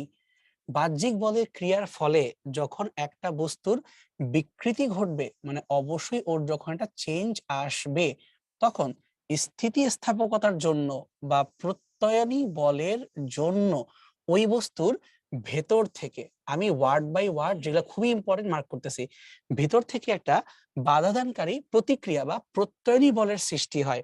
এখন এই যে প্রতিক্রিয়া বল বা তুমি বলতে পারো প্রত্যয়নী বল, ওইটা যখন ক্ষেত্রফল দিয়ে ভাগ হয়ে যাবে তখনই তার নামটা হয়ে যাবে পীড়ন। এখন বাই ডিফল্ট ম্যাথমেটিক্যালি এর চেহারা বল বাই ক্ষেত্রফলই হচ্ছে, তার মানে এটার মান এবং চাপের মান কিন্তু সমান হয়ে যাচ্ছে, কিন্তু চাপ এবং পীড়ন এক জিনিস না। তো এখানে এটা বলতে পারি চাপের মানের সমান, কারণ ক্রিয়া এবং প্রতিক্রিয়া বল হয় সমান, তাই বলতে পারি চাপের মানের সমান, এর চেয়ে বেশি কিছু আমরা বলতে পারবো না। এখন ধরো তুমি একটা বস্তুকে ইচ্ছা মতো টানতেছো, ও বড় হচ্ছে, তুমি ছেড়ে দিলে আগের জায়গায় চলে আসবে, এটা কিন্তু বিশ্বাসযোগ্য না। কেন? তার কারণ অতিরিক্ত মাত্রায় টানলে একসময় বস্তুটা ছিঁড়েই যাবে, ফেটেই যাবে। তো এটাকে আমরা মার্ক করতেছি যে যেই পরিমাণের ফোর্স দিলে ওই বস্তুটা আর টিকবে না, ওই বস্তুটা ফেটে যাবে বা সিম্পলি বলতে পারি আমরা ভেঙে যাবে। এই যে কোনো বস্তু ভেঙে যায় বা ফেটে যায়, তো ওই পরিমাণের ফোর্সকেই বলতে পারবা অসহ ভার। ভার বলতে ওজন থেকে, বল থেকে আসছে অসহ ভার। এখন তুই যে অসহ ভরকে ক্ষেত্রফল দিয়ে ভাগ দিয়ে দাও, তখন তাকে বলা হয় তার পীড়ন। কিন্তু খেয়াল রাখতে হবে যে মিনিমাম যেই বল দিয়ে এই কাজটা করা যায় তাকে বলবো আমরা অসহ। কারণ ধরো 5 নিউটন বল দিলেই যদি কেউ ফেটে যায়, তাহলে 10 নিউটন দিলে তো অবশ্যই ফাটবে, তাই না? তাহলে 5 মিনিমাম যেটা, ওইটা হইলে আমাদের অসহ হয়ে যাবে। ঠিক আছে? আর এখানে বেসিক্যালি এই পীড়ন বা চাপ ব্যাপারটাকে বোঝানোর চেষ্টা করছি যে যখন আমরা বাহির থেকে এই যে এফ এই বলটা প্রয়োগ করতেছি, এই বলটা কি আমার কোন একটা ক্ষেত্রফলের মধ্যে কাজ করতেছে, এই বল বাই ক্ষেত্রফল এটা হচ্ছে চাপ। কিন্তু যখন এই বলটা একটা প্রতিক্রিয়া বল তৈরি হচ্ছে, সে কিন্তু ভিতর দিকে তৈরি হচ্ছে, যে চাচ্ছে না তুমি টানতে পারো, ওটাকে বলতেছি আবার আমরা পীড়ন। ওকে, আমরা বুঝি এটা, সামনে আগাইতেই পারি। তাহলে অসহ ব্যাপারটাকে বোঝানোর জন্য আমরা এই ইমেজটাকে কাজে লাগাইতে পারি। খেয়াল করে দেখো, এটাকে তুমি একটা স্প্রিং দিয়ে ভাবতে পারো, যদি ভাবতে চাও আর কি।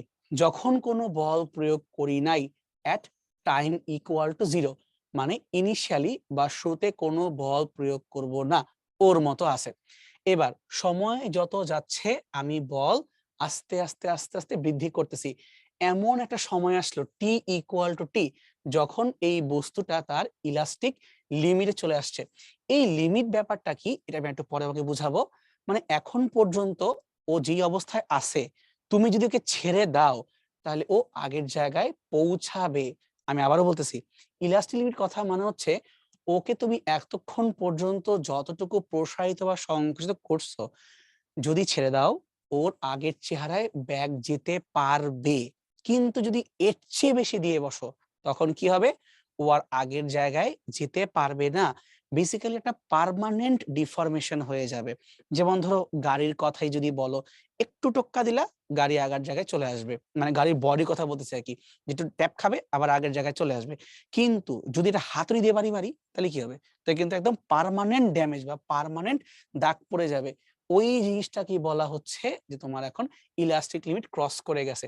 কিন্তু শুধু ইলাস্টিক লিমিট ক্রস করছে তা না, আমি এত বেশি ফোর্স দিয়ে বসছি যে যেই ফোর্সের কারণে ও আর টিকতেই পারে নাই, মানে পুরো ডিরেক্টলি ফেটেই গেছে।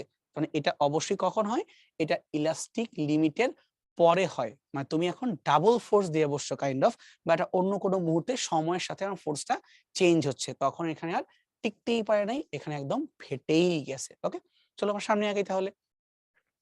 রাজশাহী ইউনিভার্সিটি 2020-21 প্রবলেম দেখা যাক কি দিয়েছে। স্থিতিস্থাপক সীমার মধ্যে, তাহলে ছিড়বে না বা ফাটবে না, সমস্যা নাই। 1 স্কয়ার মিলিমিটার, তাহলে ক্ষেত্রফলটা আমাকে দিয়ে রাখছে 1 মিলিমিটার স্কয়ার।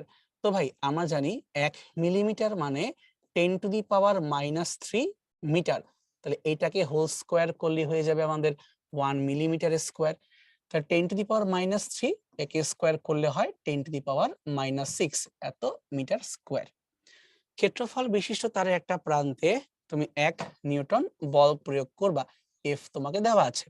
তাহলে পীড়নটা কত হবে, পীড়নটা হচ্ছে পি সমান সমান এফ ডিভাইডেড বাই এ। এখানে এফ এর মান তোমার হচ্ছে 1 আর ক্ষেত্রফল তোমার মান হচ্ছে 10⁻⁻6। তাই উপরে উঠাই দাও, হয়ে গেল 10⁻⁻6। এই দেখো, তাহলে 10⁻⁻6 নিউটন পার মিটার স্কয়ার। পীড়নের মাত্রা সমীকরণ কোনটি? পীড়ন মানে কি, পীড়ন মানে তোমার হচ্ছে চাপ, তাই না, মানে এফ বাই এ। তাহলে যদি আমরা এফ চিন্তা করি, এফ মানে নিউটন আর এ মানে এরিয়া মানে মিটার স্কোয়ার।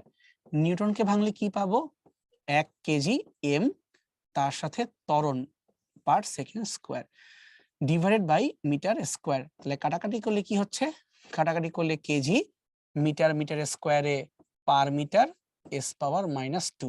তাহলে কেজি মানে এম, তা আমাদের লাগবে এম এল ইনভার্স টি পাওয়ার -2, এম এল ইনভার্স টি পাওয়ার -2। আমরা ভুলে যাইতেই পারি, কোনো ব্যাপার না, কিন্তু একটু চেষ্টা করলেই পারা যাবে। আচ্ছা, একটি তারের দৈর্ঘ্য বা এল সমান সমান 5 মিটার, প্রস্থচ্ছেদের ক্ষেত্রফল 0.002 মিটার স্কোয়ার এবং অসহপীড়ন মানে এর চেয়ে বেশি দেওয়া সম্ভব না, বা পি ম্যাক্সিমাম সমান 2.5 পাওয়ার 5। এই তারটার অসহ ভার কত বের করতে বলছে, মানে এই ভর সিম্পলি বের করতে বলতেছে আমাকে, তাই না। তাহলে আমরা জানি পি সমান সমান এফ বাই এ, আর এফ মানে তোমার হচ্ছে আবার mg ডিভাইডেড বাই এ। তাহলে আমি যদি এই ক্ষেত্রফলকে পি দিয়ে গুণ করে জি দিয়ে ভাগ দিয়ে দিই তাহলে কিন্তু হয়ে যাচ্ছে। তাহলে আমাদের পীড়নের মানটা কত, 2.5 10⁻⁵। একে গুণ করব কি দিয়ে, ক্ষেত্রফল দিয়ে 0.002 অথবা 2 ডিভাইড বাই একক দশক শতক হাজার, মানে 0.002। তাহলে পি আর এ গুণ করলাম, এখন ভাগ দিব জি দিয়ে, জি এর মানটা কত 9.8, তাহলে গুণ দিব আমরা 9.8 কে দিয়ে।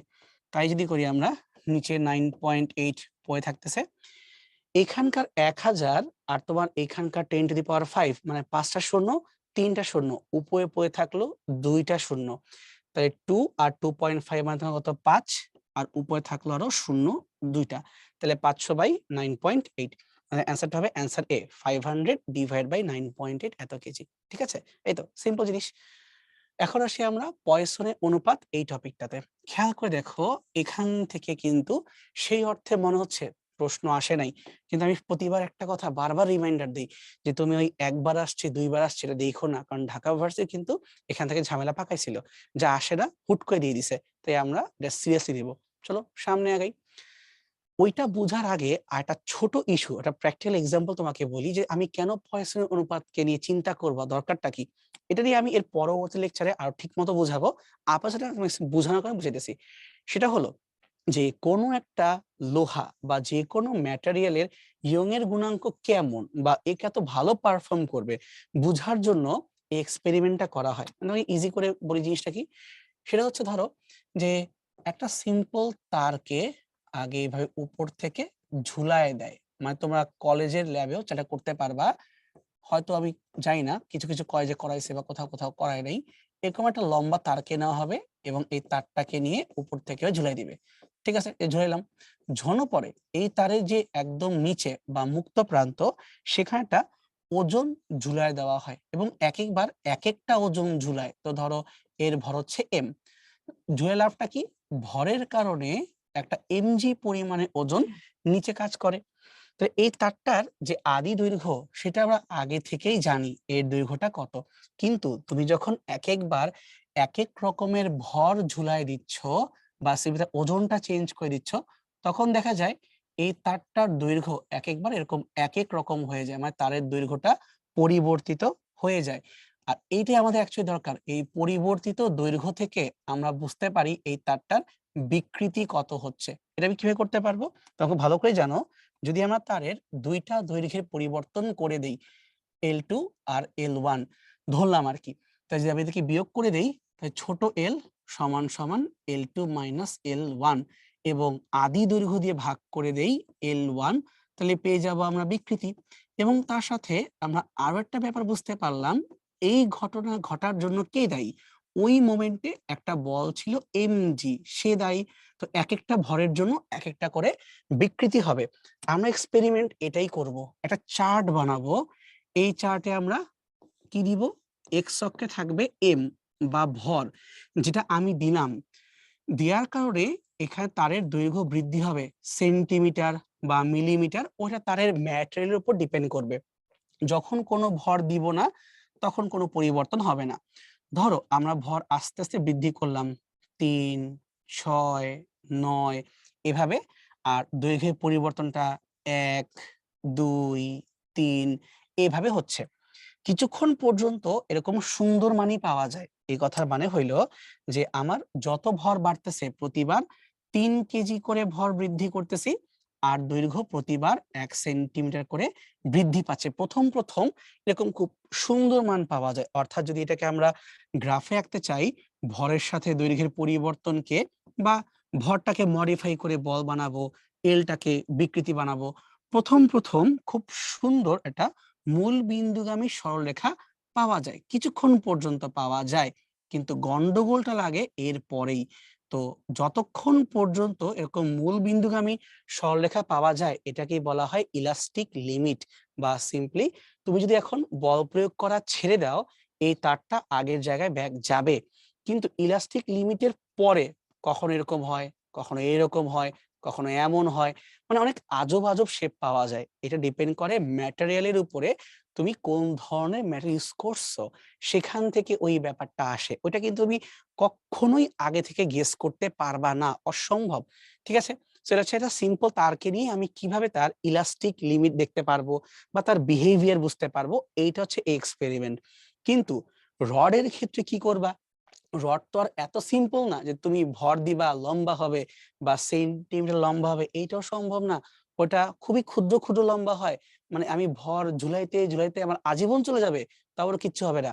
এই জন্য যে কাজটা করে ব্যাপারটা একটা এরকম, যে ধরো এটা একটা রড বা রডের ছোট্ট অংশ, উপর থেকে আর নিচ থেকে ক্ল্যাম্প দিয়ে মানে এরকম ক্ল্যাম্প বলতে কিভাবে বুঝাবো, পিনের মতো এরকম করে ঠাস করে ধরে ফেলে, ক্ল্যাম্প দিয়ে ধরে উপরে আর নিচে এইভাবে টানা শুরু করে। লিটারালি এগুলার জন্য মেশিন আছে, ওইটার নাম হচ্ছে ইউটিএম বা universal testing machine. UTM, universal testing machine. এগুলা কারা ইউজ করে? ধরো বিএসআরএম, কেএসআরএম, যে বড় বড় যে আমাদের রডের কোম্পানিগুলো আছে, তারা কিন্তু এক্সপেরিমেন্ট গুলা করে। তারা কি করে? রডটাকে ধরে টান মারে, জোরে টান মারে। তো আস্তে আস্তে লিমিট আছে আবার, মানে তুমি যে ঠাস করে টান মারো ও ফাটবে। ধরো প্রতি সেকেন্ডে 3 মিলিমিটার, 5 মিলিমিটার এরকম হিসাব আছে টানার। তো আস্তে আস্তে টানে, তখন কি হয়? রডটা তো শুরুতে এরকম ধরো অনেক মোটা, তাই না? এরকম মোটা থাকে, কিন্তু যত সময় যায় এটা লম্বা বাড়তে বাড়তে মাঝের জায়গাটা চিকন হওয়া শুরু করে। এই যে দেখো, এই জায়গাটা, রডটা কিন্তু শুরুতে এরকম মোটা থাকে, বাট যখন তুমি টানতেছো, টানবা যখন, দুই সাইড থেকে কিন্তু এরকম চিকন হওয়া শুরু করে। মানে এরকম তো মাঝখানে চিকন হইতে হইতে হইতে হইতে আবার তোমার বড় হয়। এই যে চিকন হয়ে আসা, হইতে হইতে একটা মোমেন্টে এই জায়গাতে ছিঁড়েই যায়, এমনটাও ঘটে। ওই গ্রাফটাই যে আমরা আঁকি, তখন আমরা এইরকম একটা কার্ভ পেয়ে যাই। কিন্তু শুরুতে সুন্দর মতো একটা সোজা সরল রেখে গ্রাফ পাওয়া যায়। তাহলে এই পর্যন্ত হচ্ছে ওর ইলাস্টিক লিমিট, মানে তুমি যদি বল প্রয়োগ করা ছেড়ে দাও, ও ঠিক আগের জায়গায় ব্যাক করতে পারবে। কিন্তু যদি এখন আমি এই পয়েন্টের পরে ক্রস করি, সাপোজ এই পর্যন্ত বল প্রয়োগ করে ফেলি, তখন দেখা যাবে কি বল প্রয়োগ করা ছাড়লেও রডটা এইরকম একটা পয়েন্টে আসবে। এই কথা মানে হচ্ছে একটু বিকৃত থেকে যাবে। তুমি চিন্তা করো তো, একটা স্প্রিং অল্প টানছো, ছাড়লে আগের জায়গায়, অল্প আই টানছো, আবার আগের জায়গায়, বেশি টেনে ফেলছো, তখন কি একটু লম্বা হয়ে যায় না, বিকৃত হয়ে যায় না? তার মানে তুমি অ্যাকচুয়ালি লিমিট ক্রস করে ফেলছো। অ্যাকচুয়ালি এই টেস্টটা কেন করা হয়? যে সবচেয়ে বেশি কত বল নিতে পারবে, কখন ছিঁড়ে যাবে, এই ব্যাপারগুলো জানার জন্য। যেমন ধরো আমরা বিল্ডিং বানাবো বা আমরা জাহাজ বানাবো, যুদ্ধের ট্যাঙ্ক বানাবো, সো কতটুকু ফোর্স ও নিতে পারবে যে বাড়ি খাইলেও ফাটবে না, ওইটা এই ডিজাইন থেকেই বের করা যায়। সো লজিক্যালি বুঝতে পারতেছো, টাইটেনিয়াম ওদের ক্ষেত্রে এই গ্রাফগুলা আরো বেশি হাই হয়, মানে এরা অনেক বেশি লোড নিতে পারে, কিন্তু স্টিল একটা মিনিমাম লোড নিতে পারে। যেমন ধরো আমরা নরমালি কি করি, আমরা মাইল্ড স্টিল বা নরমাল কার্বনের কথা দিয়েই চিন্তা করতে পারি। একটু কার্বন যদি ইউজ করে দেই মাইল্ড স্টিলের সাথে, এটা কিন্তু স্টেইনলেস স্টিল হয়ে যায়, মানে মরিচা পড়ে না, জং ধরে না। ওইটা কিন্তু ওয়াই বেশ ভালো কম্পারেটিভলি, কিন্তু পিওর লোহা কিন্তু ওয়াই এত বেশি হয় না। কথা বুঝতে পারছো? তাহলে এখন এই টাইপের জিনিসগুলো কিন্তু তুমি কখনোই এক দেখায় জানতে পারবা না, তোমাকে এখানে অবশ্যই এক্সপেরিমেন্ট করতেই হবে, এর বাইরে কোনো উপায় নাই। ঠিক আছে, দেখি যে একটু আগে যদি বুঝাই বললাম যে এই গ্রাফটা কিভাবে কি করে, ঠিক সেখান থেকে চাইলে আমরা এই পয়সনের অনুপাত ব্যাপারটাকে আনতে পারি। কিভাবে?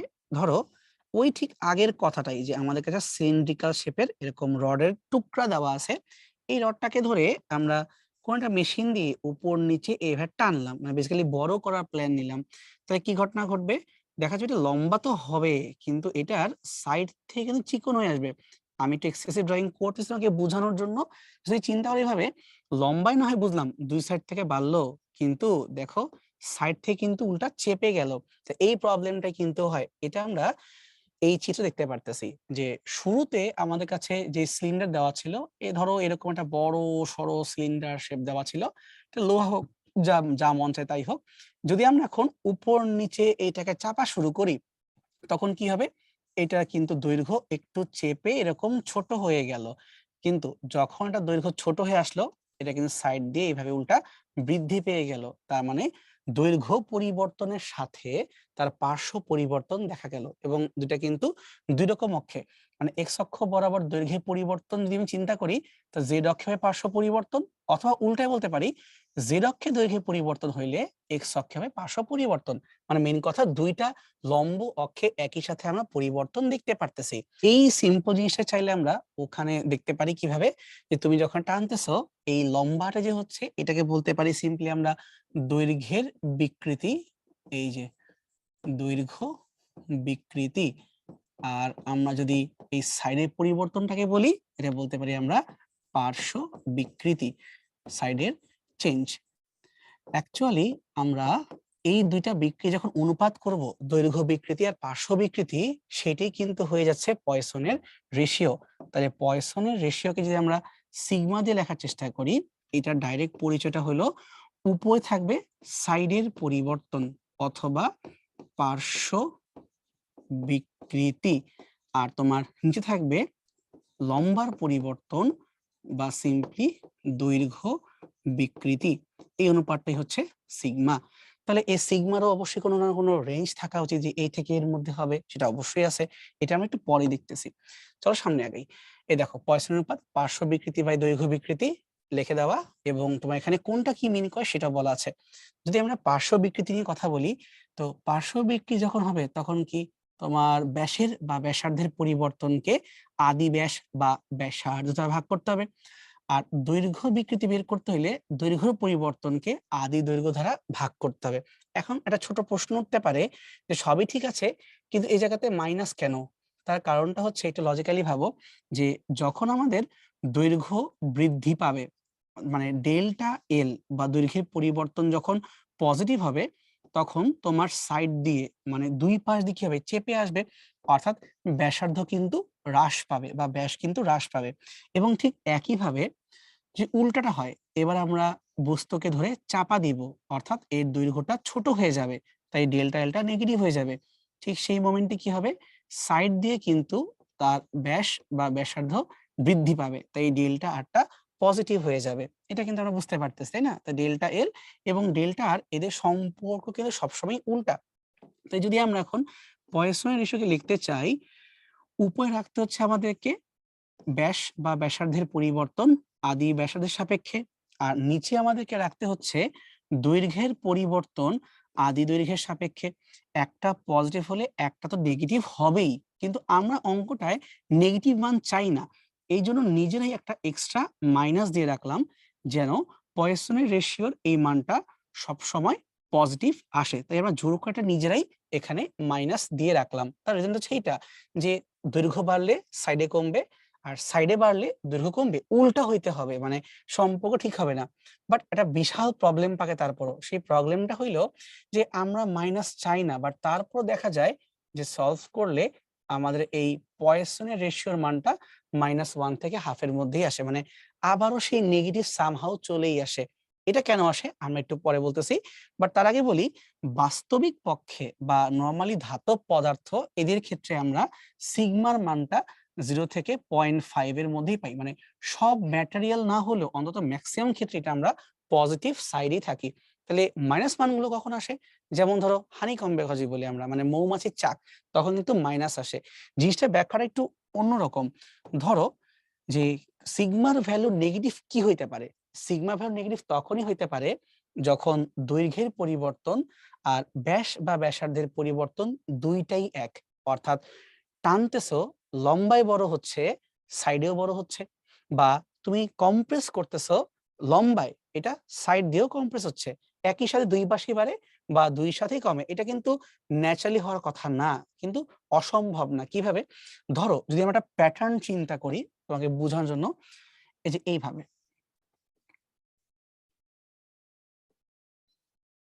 এই যে এই প্যাটার্নটা, এখন এই দাগ আর এখানে দাগ দিলাম, এইভাবে এই প্যাটার্নটা রিপিট করবে সব দিক থেকে।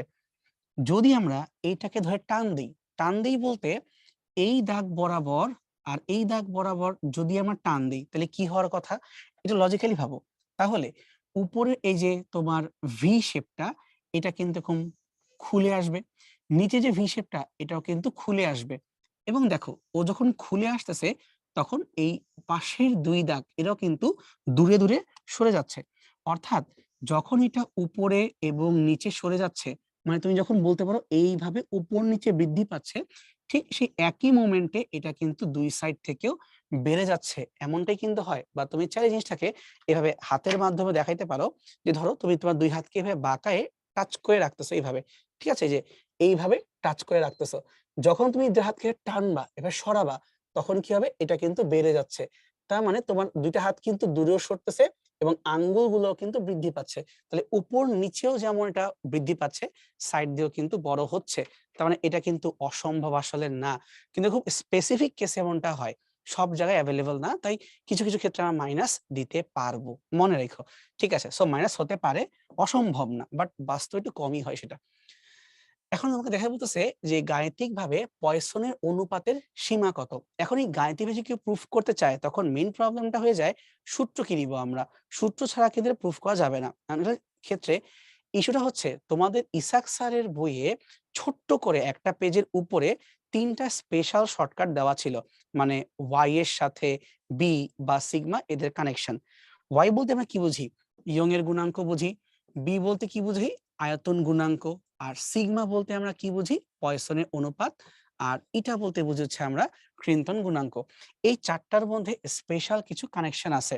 যেমন যদি আমরা এখানে ওয়াই আর বি কে নিয়ে কাজ করি, ওয়াই সমান সমান 3b তার সাথে 1 মাইনাস টোয়াইস সিগমা, এটা লেখা যায়। আমার সিগমা লেখাটা খুব সুন্দর হয় না, বাট বুঝে নাও। আর এটা হচ্ছে ওয়াই সমান সমান টিটা 1 প্লাস সিগমা, ওয়াই সমান সমান 2 ইটা 1 প্লাস সিগমা, এটাও কিন্তু হতে পারে। এটা হচ্ছে এই ৩টা গুণাঙ্ক এবং সিগমার মধ্যে সম্পর্ক, মানে পয়সনের অনুপাতের মধ্যে সম্পর্ক। একটু যুক্তি দিয়ে চিন্তা করো। সেটা হইলো যে যে কোনো গুণাঙ্ক এটা কি শূন্য হইতে পারে? যেমন ধরো ইয়ং এর গুণাঙ্কই, এটা কি শূন্য হইতে পারে? অবশ্যই শূন্য হইতে পারে না। তোমার মানটা হয়তো অনেক কম হইতে পারে বা অনেক বেশি হইতে পারে, কিন্তু এই বলে 0 হবে এটা কিন্তু সম্ভবই না। তবে আমি চিন্তা করে দেখি কোনো গুণাঙ্ককেই শূন্য করার মতো কোনো সম্পর্কই নাই বা কোনো কারণ নাই। এইজন্য আমরা ইচ্ছা করে এই জায়গায় চেষ্টা করব পয়সনের রেশিওর মান যা মন চায় তাই হোক, ওটা দেখার বিষয় না। কিন্তু বাকি ৩টাকে যা হওয়া সম্ভব না, মানে ওয়াই, বি বা ইটা 0 তো হওয়া সম্ভব না। যদি 0 হয় তাইলে কি হয় চেক করে দেখব। তাই ধরি আমরা যদি ওয়াই এর মানটা কোনো কারণে শূন্য হইতে হয়, তাহলে কি ঘটনা ঘটতে হবে? 3 থাকুক 3 এর মতো, বি থাকুক বি এর মতো, 1 মাইনাস 2 সিগমা। এবার লজিক্যালি ভাবো, যদি কাটাকাটি করে বাম পাশটাকে শূন্য আসতেই হয়, বি তো 0 হওয়ার কোনো কারণ নাই, তাহলে 0 ইকুয়াল টু 1 মাইনাস 2 সিগমা, বা পক্ষান্তর করলেই বলতে পারি সিগমা ইকুয়াল টু হাফ। অর্থাৎ উল্টা করে প্রুফ করলাম, যেহেতু ওয়াই 0 হইতে পারে না, তাই সিগমা মানটা হাফ হইতে পারবে না, কিন্তু তার চেয়ে তো ছোট হইতেই পারবে, কেউ তো মানা করে নাই। ঠিক সেম ঘটনা আমরা এই জায়গাতে কাজে লাগাবো, যে ওয়াই এর মানটাকে আমরা জোর করে 0 বানানোর চেষ্টা করব। তাই সমান সমান 2 ইটা 1 প্লাস সিগমা। তার মানে 1 প্লাস সিগমা এই যোগ বিয়োগটা শূন্য দাবি করতে, বা পক্ষান্তরে বলতে পারি sigma equal to minus half. তার মানে এটাও কিন্তু হওয়া সম্ভব না। আমি বুঝতে পারলাম যে সিগমার যে রেঞ্জটা, এটা কিন্তু -1 এর নিচে যাচ্ছে না এবং হাফের উপরেও যাচ্ছে না। এই জন্য বলা হয় যে -1 থেকে শুরু করে সিগমার ভ্যালু সর্বোচ্চ তোমার হাফ পর্যন্ত এক্সিস্ট করতে পারবে। ঠিক আছে? এন্ড ইকুয়াল না দেওয়াই ভালো, বাট এটা তোমার ইচ্ছা, তুমি ইকুয়াল দিতে পারো, না দিলে কোনো সমস্যা নেই। সো -1 থেকে হাফ এই কয়টাই। এখন আসো আমরা কিছু প্রবলেম চেক করি এখান থেকে। পয়সনের অনুপাত সীমা একটু আগে বলছি -1 থেকে হাফ ইকুয়াল দেওয়া উচিত না। কেন আমি আগেই বলছিলাম, কারণ ইকুয়াল দিলে আবার ওই অসম্ভব কেসটা হয়ে যায়। আচ্ছা এখান থেকেও সরাই রাখি, তোমরা বুঝবা না, পরে ঝামেলা করবা। এই যে ইকুয়াল সরাই রাখলাম। ঠিক আছে, সামনে যাই। একটি তারের দৈর্ঘ্য 2 মিটার এবং তার ব্যাস দেওয়া আছে L2, ব্যাস 5 মিলিমিটার। দৈর্ঘ্য বরাবর বল প্রয়োগ করার কারণে তারের দৈর্ঘ্য 10% বৃদ্ধি পায়। তো মনে করে দেখো, এই কথা ক্লাসের শুরুতে বলছিলাম, যখন কোনো পার্সেন্ট বৃদ্ধি পায় বা কিছু পায়, ডাইরেক্ট বুঝবা তোমাকে এখানে বিকৃতির মান দেওয়া আছে যে কত পার্সেন্ট চেঞ্জ হচ্ছে। পয়সনের অনুপাত যদি হয় 0.02 মানে সিগমা, তাহলে ব্যাস কতটুকু হ্রাস পাবে? তাহলে সিগমা ইকুয়াল টু হচ্ছে উপরে হবে ব্যাসের পরিবর্তন বাই আদি ব্যাস, নিচে দৈর্ঘ্যের পরিবর্তন বাই আদি দৈর্ঘ্য। তোমায় জিজ্ঞেস করা হচ্ছে ব্যাসের কি পরিমাণে চেঞ্জ আসবে। So D by D equal to sigma into L by L. সিগমার মান কত এখানে? এখানে তোমার সিগমা মানটা দিয়ে দেওয়া আছে 0.02। তাহলে 0.02 ইন্টু এল বাই এল, এটা কিন্তু 10%। তো 10% মানে কিন্তু আবার 10 ডিভাইডেড বাই 100। মানে হিসাবটা করি, 2 আর 10-এ যা সিম্পলি 2 কে রাখলাম, 2 বাই 100, 2টা 100 মানে 4 শূন্য, আর এখানে তোমার 1 শূন্য, তাহলে কাটে তোমার হয়ে গেল 3 শূন্য, 2 বাই এত। আর এটা হচ্ছে আমাদের ডি বাই ডি এর ভ্যালু, মানে সিম্পলি আমরা বিকৃতি বের করছি। তোমাকে বের করতে হচ্ছে কতটুকু চেঞ্জ হবে, তা মানে তোমাকে এখন গুণ করতে হবে বড় হাতের ডি দিয়ে। তুমি আগে কত ছিলা? 5 মিলিমিটার ছিলা, তাহলে গুণ যদি করে দিই 5 দিয়ে, তাহলে ছোট ডি সমান সমান উপরে 5 দিয়ে গুণ করলে 5 দিয়ে 10 ডিভাইড বাই 1 1000 এত mm। আমি 5 দিয়ে গুণ করছি, তার মানে আমি কিন্তু ডিরেক্টলি মিটার দিয়ে গুণ করে ফেলছি। এখন তুমি বসায় দাও, তোমার উত্তর যেটা সেটাই। তাহলে 10 কে যদি আমরা ভাগ করি, তাহলে 0 বাদ গেল আর 2 শূন্য, তাহলে 0.01 mm। তাহলে হচ্ছে 0.01 mm। পয়সনের অনুপাতের একক বা মাত্রা কোনটি? পয়সনের অনুপাতের এককই হওয়া সম্ভব না, তাহলে মাত্রা হয় কেমনে? তো উত্তরটা হচ্ছে উত্তর কোনটিই নয়, কারণ তুমি তো অনুপাত করতেছো, এটা এককই নাই, মাত্রাও থাকবে না। শেষ। তাহলে আজকে আমাদের মোটামুটি ক্লাস এই পর্যন্তই ছিল। হোপফুলি আমি বুঝতে পারছি। একটু লম্বা লেকচার বা একটু কেমন থিওরিটিক্যাল লেকচার ছিল, ম্যাথ একটু কম, কিন্তু বাসায় ভালো করে প্র্যাকটিস করো আর কিছু অ্যানিমেশন একটু গুগল থেকে সার্চ করো, তাহলেই হবে, তাই ভালো বুঝতে পারবা। ওকে, থ্যাংক ইউ এভরিওয়ান।